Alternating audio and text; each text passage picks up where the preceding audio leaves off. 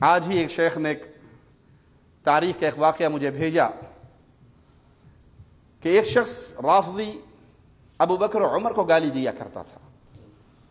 اور ایک اہل ایمان کا ایک عالم اس کو منع کیا کرتا تھا۔ تو ایک دن اس نے لوگوں کے سامنے گالی دی۔ اس اہل سنت کے، اہل الحدیث کے امام کے جسم کے بال غصے سے کھڑے ہو گئے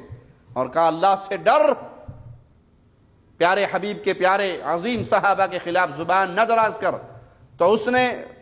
مزید شدت سے کہا نہیں تمہیں نہیں خبر، نعوذ باللہ ثم نعوذ باللہ، ابو بکر و عمر دونوں جہنم میں ہیں۔ اللہ کے اس ولی نے اپنے ہاتھوں کو اٹھا دیا، لوگوں کے سامنے اپنے ہاتھوں کو اٹھا دیا اور کہا اللہ اگر یہ کتا صحیح بھونک رہا ہے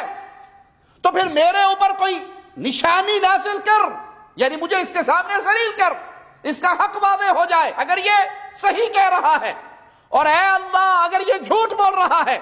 یہ بغض اور عداوت میں یہ جملے کہہ رہا ہے، اے اللہ اس پر وہ عذاب نازل کر کہ یہ رہتی دنیا تک کے لیے ایک قصہ بن جائے،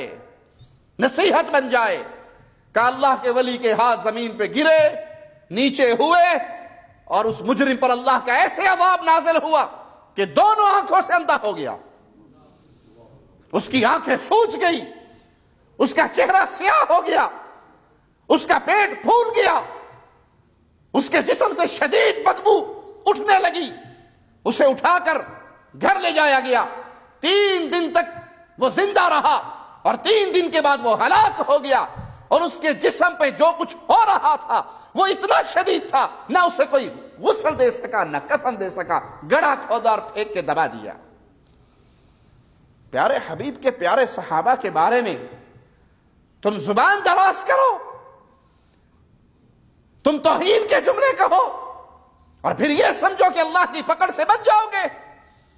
اسی طرح اہل بیت کی عصمت ہے۔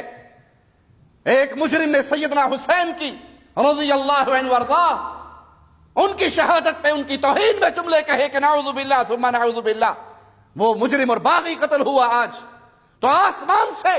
2 شعلے لپکے جس نے اس مجرم کے آنکھوں پہ حملہ کیا اور اسے اندھا کر کے ہلاک کر دیا۔